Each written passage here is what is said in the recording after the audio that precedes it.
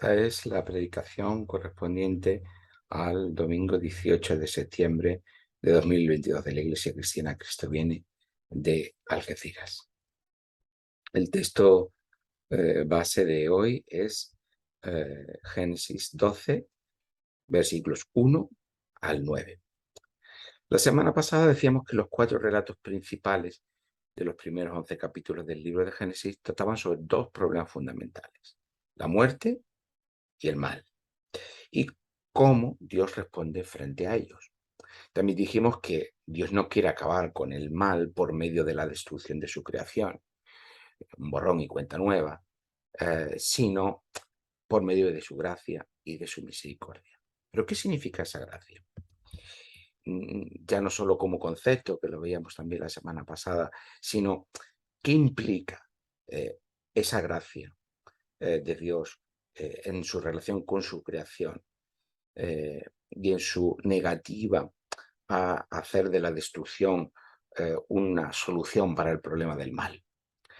Lo apuntamos en el relato del diluvio, en el que el núcleo del propósito salvador de Dios es la transformación de su creación, no su destrucción. Dios, por medio de su gracia y de su bendición, hace del ser humano el reflejo de su imagen y semejanza, y le da una vocación coherente con ella, la de crecer y participar creativamente en el mundo creado. Sin embargo, los problemas del mal y de la muerte aún están pendientes de ser resueltos. Génesis 9 no, no se ha resuelto el problema del mal. Es más, encontramos después, posterior a Génesis 11, que el deseo, el impulso de autodivinización del ser humano, ya no como individuo, sino como sociedad, sigue latente. Y esa, de alguna forma, intento de sustituir a Dios, ¿no? Por lo tanto, el problema del mal sigue presente, el problema de la muerte sigue latente y no están resueltos. Pero si la destrucción total aquí y ahora no forma parte del hacer de Dios, del propósito salvador de Dios, mm, de su voluntad, su gracia, que es el camino que Dios escoge, requiere un largo y lento camino por el que Dios participa activamente en la transformación de su creación a partir de la historia del mundo. Eso es un camino mucho más laborioso, más lento, eh, pero puesto que Dios renuncia a la destrucción de su creación, eh, el camino que queda por delante es un camino de amor y misericordia y por lo tanto también de mayor lentitud, de mayor eh, em, de contar con los avatares de la historia del ser humano. Por lo tanto, un camino que requiere un proceso. Esta historia, este gran relato, es el que comienza a Génesis 12.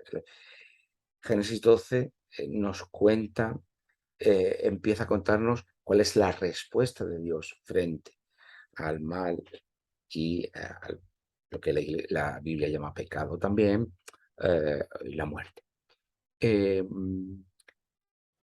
Todo lo que va entre Génesis 12 y el libro del Apocalipsis, que es el último libro de la Biblia, es la respuesta de Dios frente al mal y la muerte presente en el mundo creado por Dios bueno, aunque por lo tanto su voluntad no era un mundo en el que el mal esté presente, sino una creación buena, pero en la que emerge, como ya hemos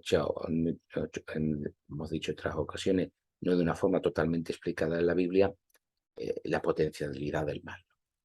Si Noé halló gracia delante de Dios, en versículo 8 del capítulo 6, ahora, al comienzo de este relato, Abraham también halla gracia delante de Dios. Bueno, el relato aparece como Abraham, todavía no ha tenido un cambio de nombre, pero por convención lo llamaremos Abraham. Dios llama a Abraham para darle su bendición y una promesa. La bendición y la promesa es el camino de Dios. Hemos dicho, la gracia es el camino de Dios, eh, el resultado de esa gracia, el motor de esa gracia, es la bendición y la promesa, como los instrumentos que Dios usa para ese camino de transformación, de renovación del mundo. Dios llama a Abraham para darle su bendición y una promesa, como decimos, una bendición y una promesa que no depende del mérito, porque es por gracia, ni de condiciones previas para ser otorgadas. Por eso es por gracia. Por eso decimos que el camino que Dios usa es la gracia. Porque, en definitiva, Dios bendice y Dios promete. Y la bendición y la promesa se basan sobre la gracia, sobre la ausencia de mérito, condiciones y requisitos previos. En Génesis encontrábamos bendición y promesa. Dios bendecía al ser humano y a su creación y prometía que la destrucción no es el destino de su creación, no es el propósito que él tiene. En Génesis 12 encontramos bendición y promesa. Volvemos otra vez igual. Dios bendice a Abraham y le promete ser un medio de bendición para todas las familias de la tierra. Génesis 12:1. Te convertiré en una gran nación, te bendeciré y haré famoso tu nombre y servirás de bendición para otros. Esta promesa que en aquel mundo antiguo podría no ser más que el afán de poder, de conseguir un gran reino, etcétera, etcétera. En realidad es una promesa que el propio texto bíblico y que el conjunto de la Biblia va a ir profundizando y matizando para darle su auténtico significado, su auténtica orientación, acorde a la voluntad de Dios. La bendición de Dios es una promesa de vida. Lo que Dios bendice adquiere una vitalidad plena. La bendición de Dios, como la palabra de Dios, o la bendición que está unida a la palabra de Dios, es una palabra eficaz, es decir, una palabra que hace lo que dice.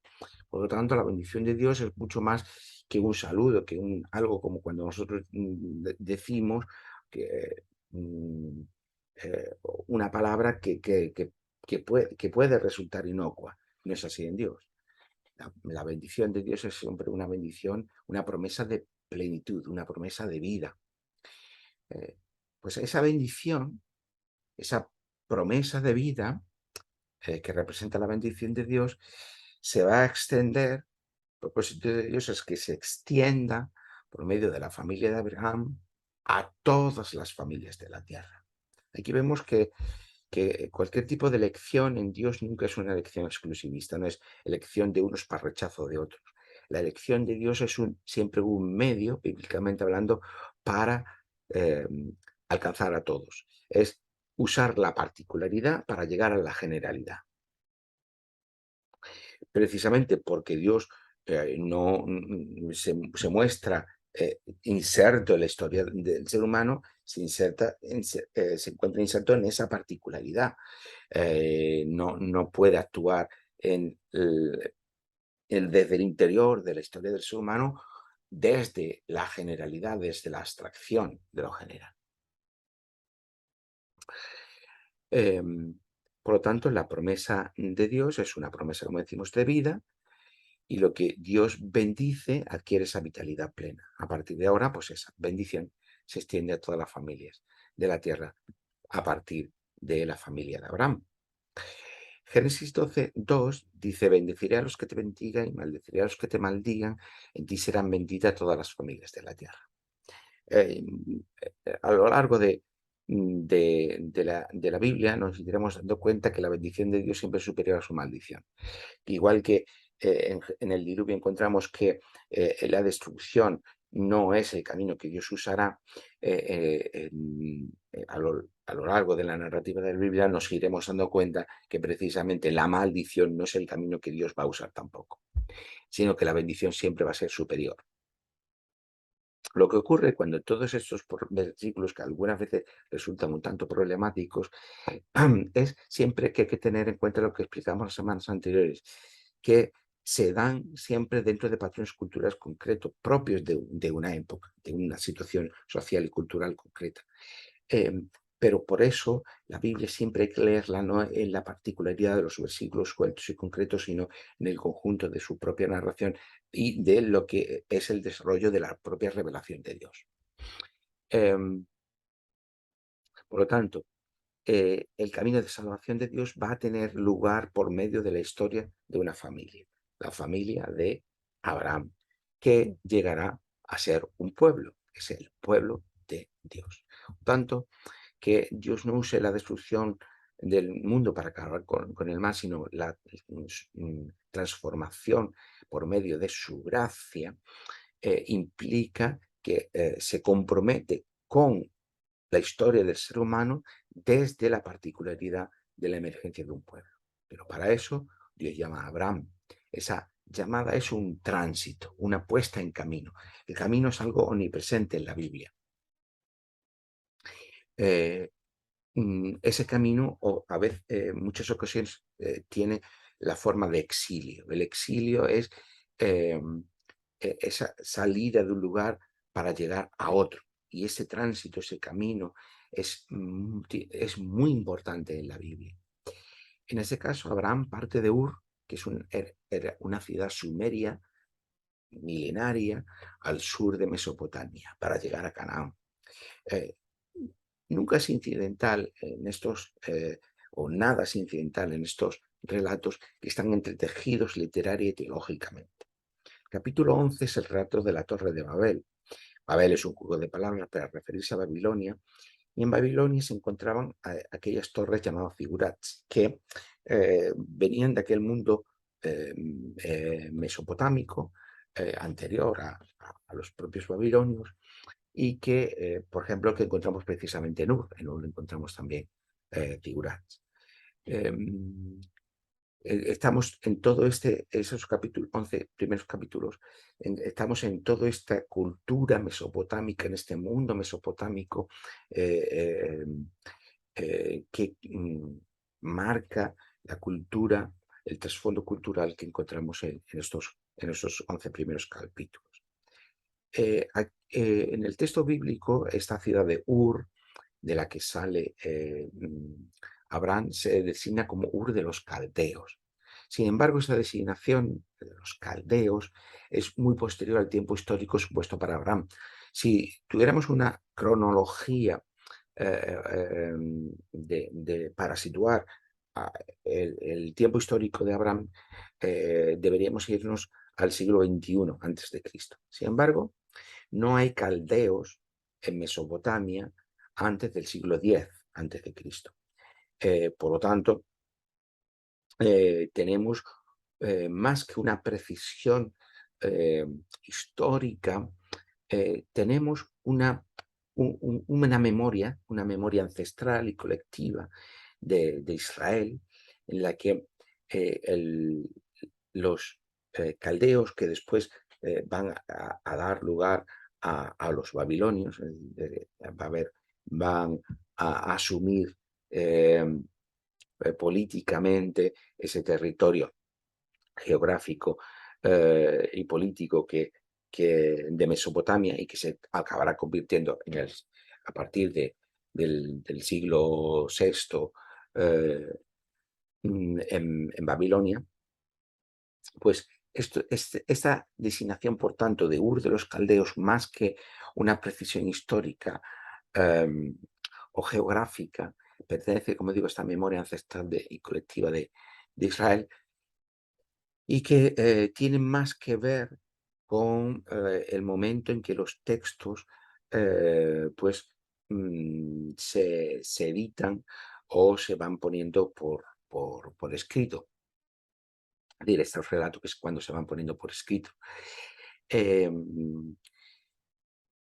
Los eruditos estiman que la redacción final o la edición final de estos textos, estamos hablando probablemente a partir del año VI antes de Cristo, que es cuando precisamente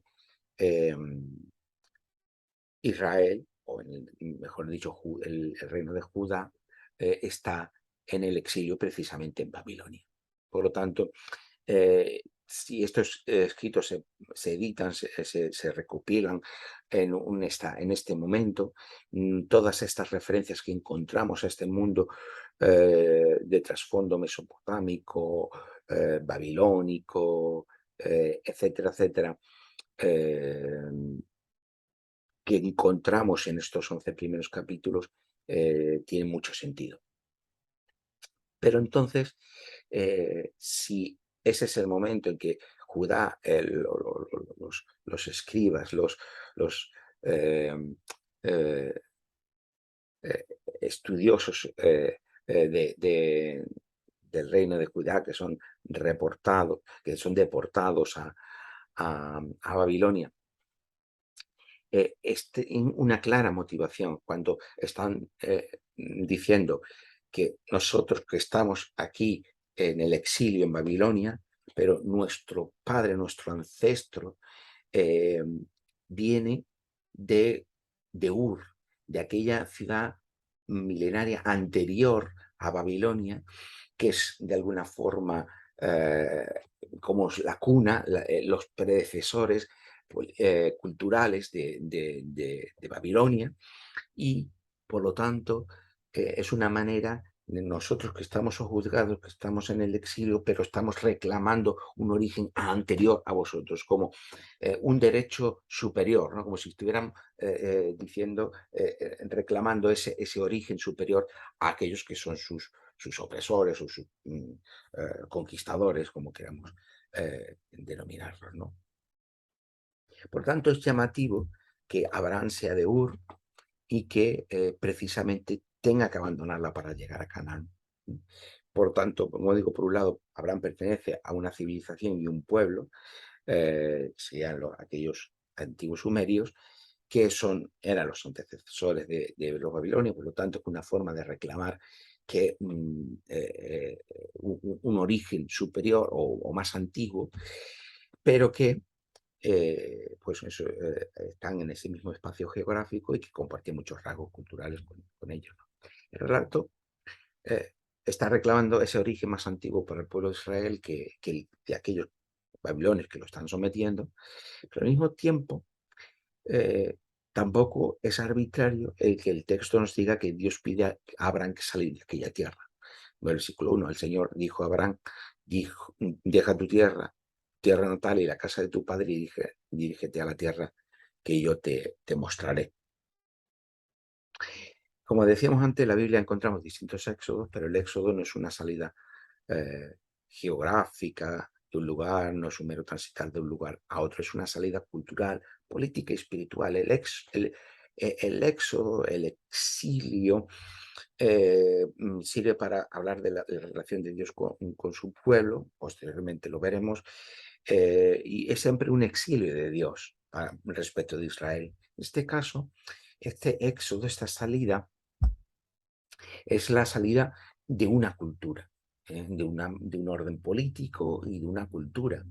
Eh, por lo tanto, por un lado, están reclamando ese origen más antiguo que los propios babilonios, pero por otro lado, el texto nos dice que no hay una identificación con esa cultura ni con ese orden político sumerio, sino que Abraham tiene que salir porque hay un propósito. Este relato, por lo tanto, lo que nos lleva a decirnos es que el propósito de Dios es crear un pueblo nuevo, no un pueblo existente, sino crear ese pueblo nuevo, un pueblo con una cultura nueva, de ahí que tengan que salir de aquel entramado cultural distinta a aquellas grandes culturas mesopotámicas que eran las más importantes de aquel mundo antiguo, culturas extraordinarias, con grandes avances, pero el texto bíblico tiene este elemento de Abraham tiene que abandonarlo porque el propósito de Dios es la creación de un pueblo nuevo. Si en Génesis 1 tenemos el comienzo de la creación, en Génesis 9 tenemos un nuevo comienzo para la creación, ahora en Génesis 12 tenemos el comienzo de un nuevo pueblo.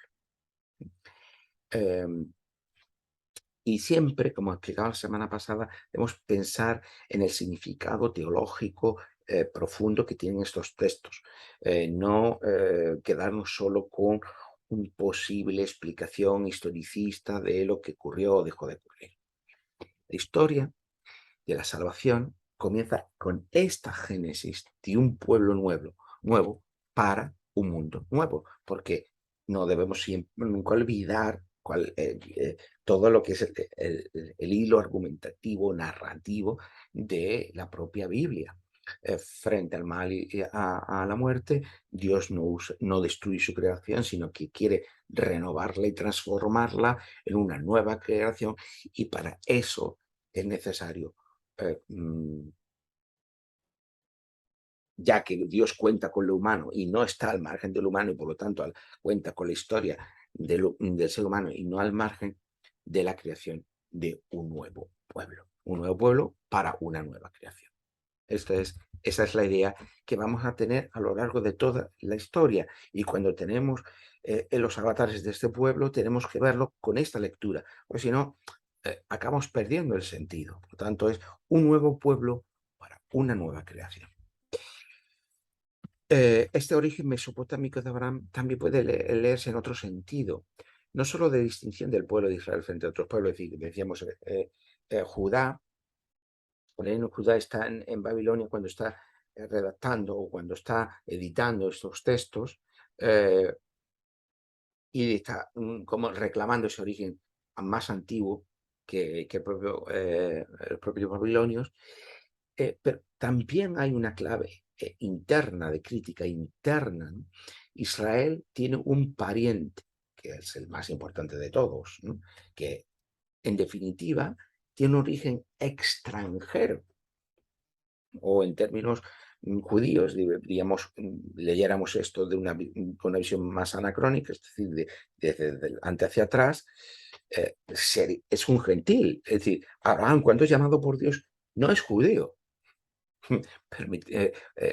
Si usamos estas categorías, es un gentil, y eso tiene un calado muy importante, teológico. Como ya dijera el apóstol Pablo, Abraham recibe la promesa de Dios antes de hacerse judío. Pongámoslo esto entre comillas, ¿no? Permíteme esta expresión, como digo, anacrónica respecto de Abraham. Es decir, antes de circuncidarse. Y antes de recibir de que el pueblo de Israel reciba la ley, no hay que olvidar que la ley mosaica y que la circuncisión, junto con las leyes de pureza y las leyes que regulaban la comensalidad, con quién podía uno comer o no, en el pueblo judío, eh, son los que determinan la pertenencia al pueblo de Israel, al pueblo judío. Pero es que, como recuerda Pablo, Abraham recibe la promesa antes de la circuncisión y antes de que la ley sea dada por Moisés. ¿Eso qué significa? Que Abraham recibe la promesa de Dios como incircunciso, como gentil, para dejar claro que la pertenencia al pueblo de Dios es por medio de la promesa y de la fe. Eso lo encontramos en la carta a los Romanos del apóstol Pablo, capítulo 4, versículos 11 y 12. Por tanto, cualquier exclusividad del pueblo de Israel, del pueblo judío, como queramos decirlo, eh, o lo que después en términos técnicos se conoce como el judaísmo del segundo templo, cualquier exclusividad que se reclama hacia sí mismo está en contra de lo que los propios textos nos están diciendo, nos están transmitiendo, cuál es el propósito de Dios.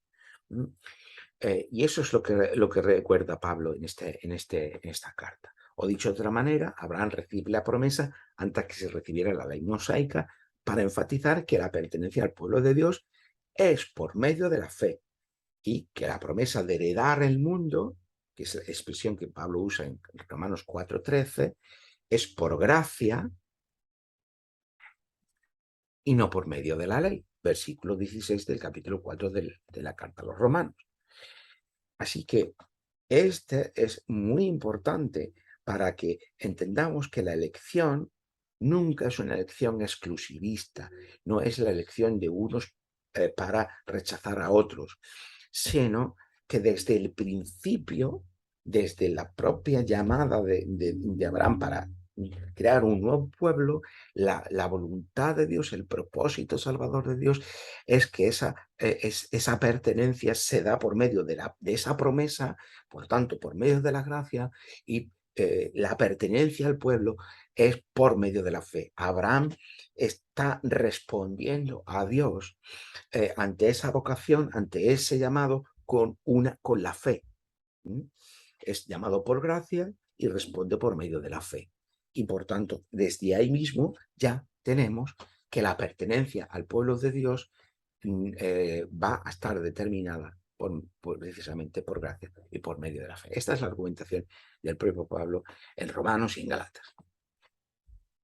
De esta manera, según Pablo, se cumplen las promesas hechas por Dios a Abraham por medio de la gracia y de la fe, lo que se conoce como la justificación por gracia por medio de la fe.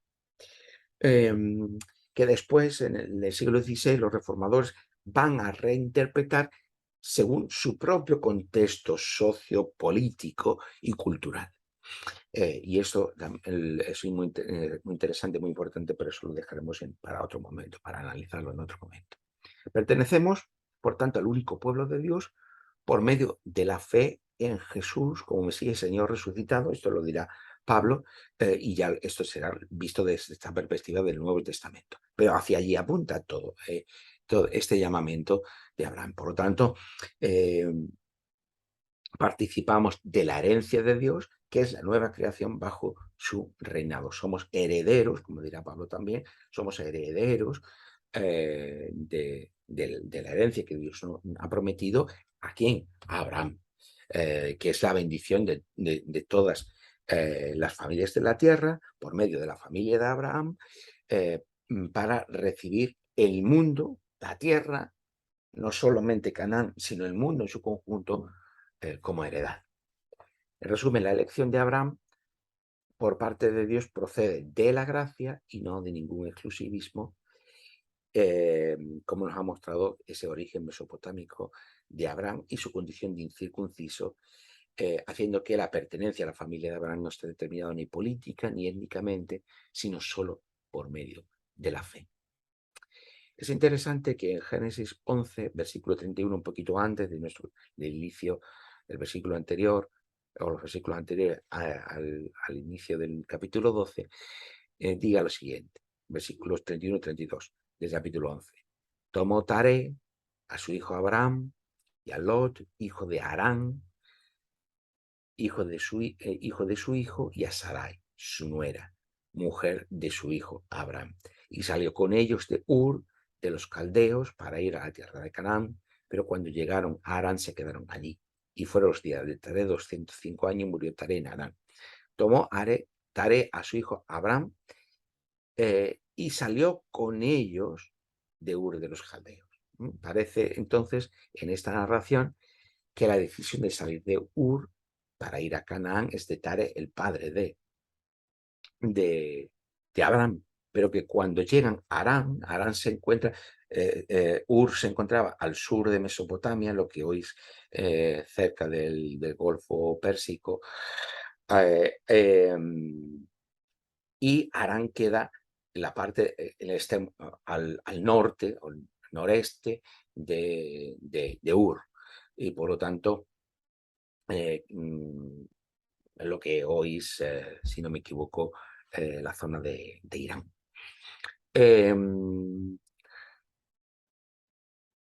Por lo tanto, como decimos, aparente lo que nos importa es que parece entonces que la decisión de salir de Ur es de Taré y no del propio Abraham. Pero no sabemos por qué cuando llega a Harán, digamos a medio camino, entre comillas, pues se detienen y se quedan allí y se asientan allí. Génesis 12.1 el llamado que Abraham recibe de parte de Dios ocurre mientras está en Harán, no en Ur. Y de hecho es lo que encontramos en versículos 4 y 5 del capítulo 12. Se fue Abraham, con el Señor le dijo, y con él marchó Lot. Tenía Abraham 75 años de edad cuando salió de Harán. Tomó pues Abraham a Sarai, su mujer, y a Lot, hijo de su hermano, y todos los bienes que habían ganado, y las personas que habían adquirido en Harán, y salieron para ir a tierra de Canaán.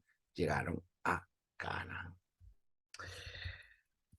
Sin embargo, antes habíamos leído Génesis 15:7, capítulos posteriores, en el que el Señor es quien dice: yo soy el que te sacó de Ur de los caldeos. Es decir, el propio Señor es quien reclama estar detrás de la salida de Ur de los caldeos por parte de la familia de Tare.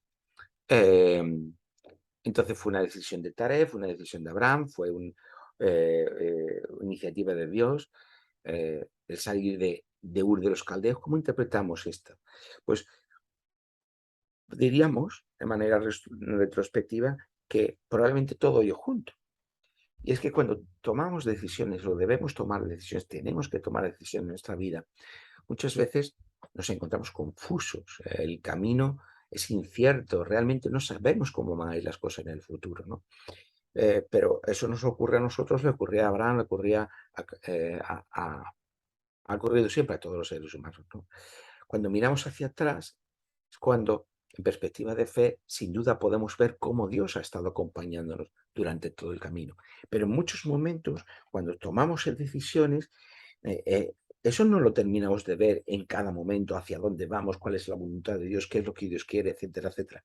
Nuestros juicios muchas veces son retrospectivos y en perspectiva de fe realmente decimos: es verdad, Dios me sacó de aquí, Dios me ayudó allí, Dios me dirigió en esto, alguien actuó, usó Dios esta persona, etcétera, etcétera. Y eso es lo que tenemos aquí en este relato sobre Abraham. No debemos imaginar que un día se levantaron estando en Ur y salieron y eh, dijeron: vamos a ir a Canaán. Y tenían claro desde el principio: está la voluntad de Dios, lo que Dios quiere, y vamos allí a ir hasta allá. A veces tenemos esa visión simplista de las cosas y realmente la realidad siempre es mucho más compleja. Pero una vez al llegar a Canaán y mirando con el paso del tiempo, pues Abraham supo reconocer que efectivamente Dios había estado acompañándolos y guiándolos todo el camino. Y eso es un poco lo que el relato continuo nos hace ver, ¿no? Como, porque Dios no está hablando a Abraham a cada momento, ¿no? Sino pasan muchos años, ¿no? Hasta que Dios habla de una vez, después otra vez, etcétera, ¿no? Por lo tanto, lo que el texto nos ayuda, nos invita a mirar todo esto es precisamente como en todo ese camino, muchas veces en la incertidumbre e incluso también en los propios errores de los seres humanos, Dios acaba estando presente y acaba reconduciendo todas las situaciones. Y así es también nuestra vida, en las decisiones difíciles, en los momentos claves de nuestra vida. El Señor está con nosotros, pero no siempre lo vemos, no siempre lo reconocemos, no siempre tenemos la claridad, la certeza, la firmeza de la fe, nuestra propia fidelidad a Dios de que es así. Pero eh, al- lo importante es cuando miremos hacia atrás, cuando llegue un día de mañana, cuando estemos al final de nuestra vida y miremos hacia atrás, eh, podamos eh, reconocer que Dios ha estado guiándonos, que Dios ha estado acompañándonos, incluso si en ese momento en concreto no hayamos sido capaces de verle o de experimentarle o de haber sido fiel a Él.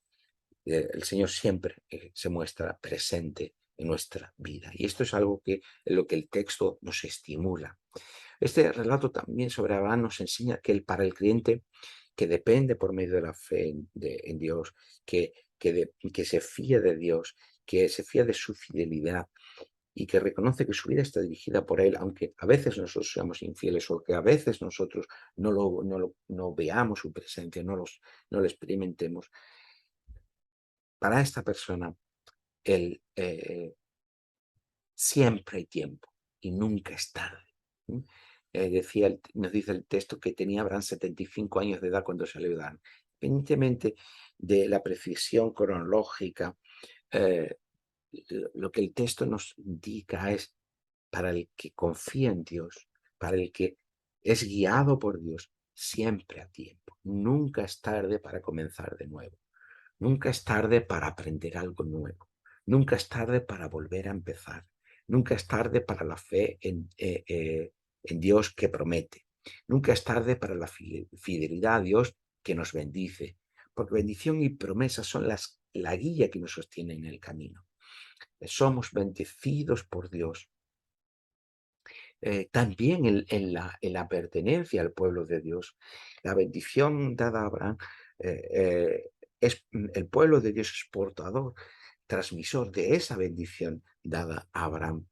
Por lo tanto, bendición y promesa son las guías que nos sostienen en el camino. Como decía antes, eh, la bendición y la promesa no son el resultado de nuestro deseo, de nuestra voluntad, de nuestra acción, ni tan siquiera de nuestro pensamiento.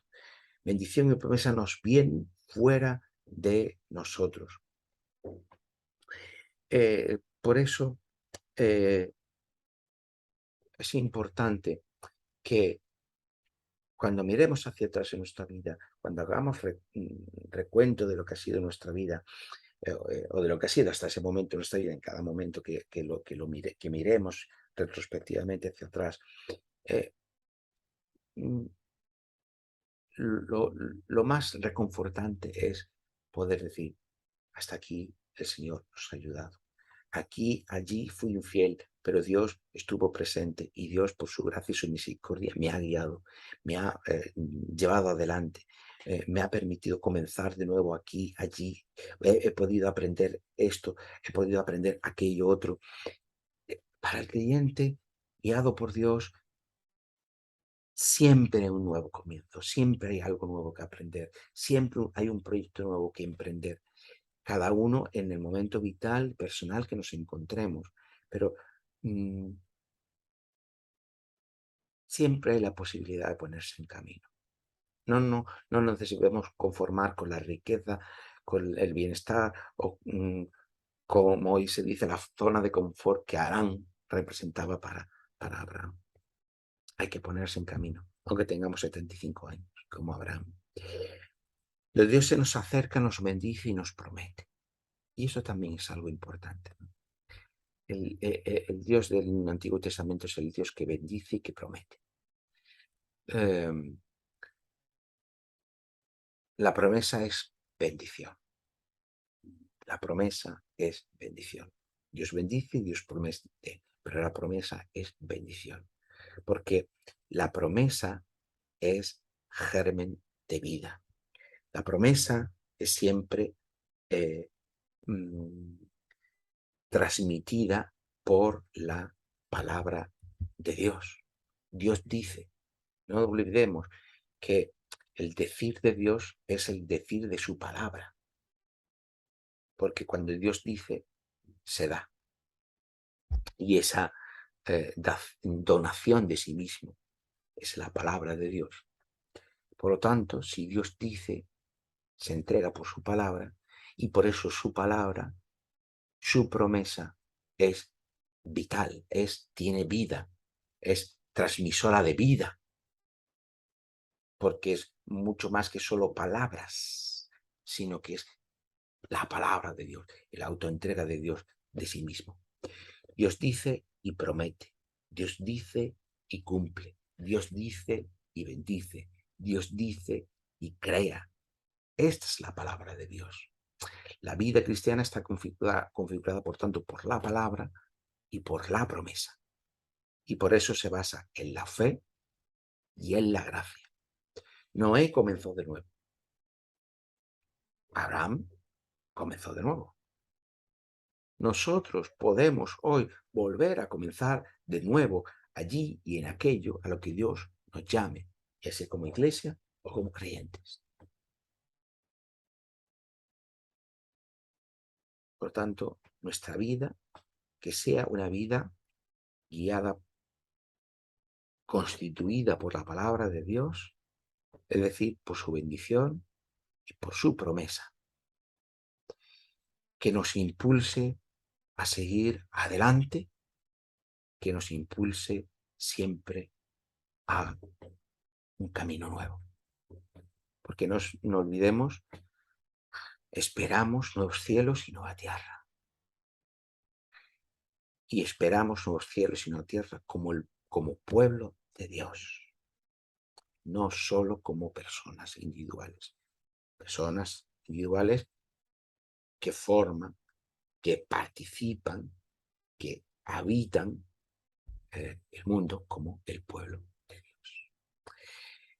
Que así sea, que el Señor que nos ayude a vivir de esa palabra, de la promesa y de la gracia de Dios para seguir adelante, siempre abriendo camino, siempre buscando la novedad de vida que Dios nos promete. Que así sea.